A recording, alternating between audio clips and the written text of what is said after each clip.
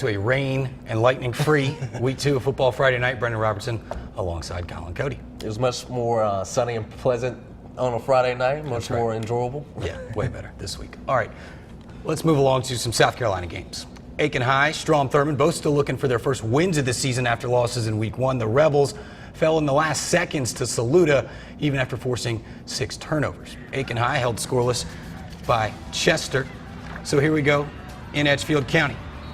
Strom, Thurmond. Great pass. Hosting Aiken. Jaquan Harris to TJ West over the middle. That was a big gain. Later in the drive, Jay Baker takes a swing pass, comes back across the field, and he gone.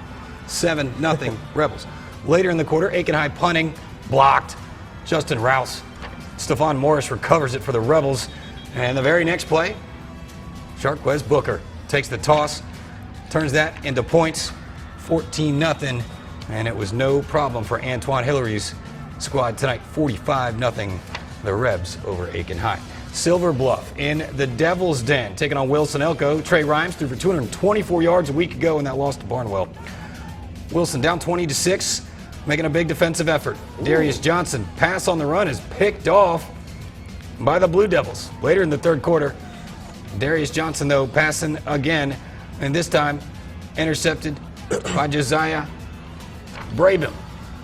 Now in the fourth quarter, Johnson trying to get things going, passing on the run. This intercepted by Jerian Cuthbertson, who was laying on the ground at the time. That's one way to make a pick, just chilling. Wilson didn't score any points, however, from all of those turnovers we just saw. So the Bluff getting it done, did all their scoring before we got there. 20-6, the final. All right, and another year. First-year head coach Lafayette Stewart, who took over at Fox Creek. The Preds, they have been fired up with Stewart all summer long during 707, hosting Wagner Sally. War Eagles with a 46-2 win over Pillen last week. Both teams after the half. Fox Creek, ball first play. Snap, and this was taken by Creek's QB, Jaden Johnson. And he's in search of a receiver. He decides to keep it and rushes for an 18-second play. Snap to Jaden Johnson with the handoff going to RB Malik Williams down the field, where he breaks 2 tackles and hurdles over a defender for a gain of 10 yards, but it wasn't enough for the touchdown. After a Fox Creek turnover, the War Eagles take their next drive. Direct snap. Kevin Jackson hands it off to Caleb Shaw. He saw the end zone. Wagner Sally wins 42-20. Now next game, McCormick Chiefs taking on Lincoln County Red Devils. Both teams looking to bounce back from week 1 losses. First quarter, Colton Willis takes off, runs the defense, and takes it up the sideline before he's been taken down. Here's Willis again, finding a hole and driving into the end zone himself for a touchdown plus a field goal. Red Devils up 7-0. Second quarter, Colby Ferguson keeps the Chiefs quiet, running in another touchdown. Now still, we're in the first half. Second quarter, Willis glides past all of the men in white, gaining a lot of yards for the Red Devils before he's dropped down just shy of the end zone. Now he's going to slow down and going to punch one into the end zone, and Lincoln County goes on to win 41-0. All right, Allendale, Fairfax, and Wade Hampton. Wade Hampton kicking off to the Tigers, and this is going to be Williams for Allendale Fairfax. Strong return, cutting back the other way, and he would get it all the way to the 50. Still going. Finally knocked out of bounds. Wade Hampton, though, gets the ball back. They hand it off to Anthony McGuire, takes it outside. That is a Wade Hampton touchdown. First score of the game made it 7-0. Wade Hampton gets the ball back again. This time they go to Jamal Busby.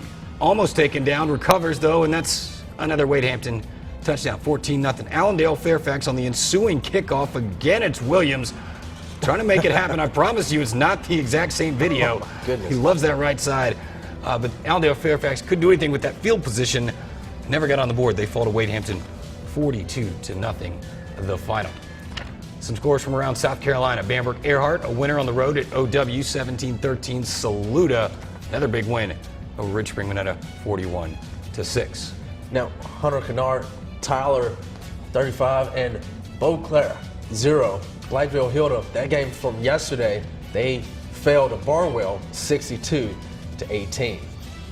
Yeah, I think we're going to show you highlights of that one right now. Yes, we will. Barlow cheerleaders having a lot to cheer about. First quarter, Craig Pender on his 10th play on the drive finds Marcus Robinson at the 7-yard line. Next play, Pender is going to give it to his man Jamari Chisholm for the TD. PAT is good. Barnwell leads 7-0 over Blackville. Later in the first quarter, after a Blackville fumble, Pender passes to Ena Bynum for the TD. The PAT is also good. Cash that.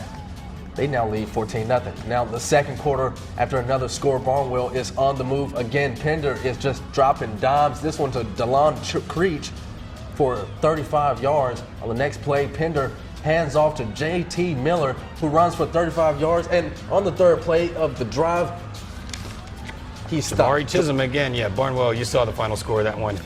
Easily in hand. A lot of talent down in Barnwell. All right, stick around. We are not done. Coming up next, we'll get to show you our Game Night Live game of the week. We didn't get to last week because of the weather. Waco and Jefferson County in a good one.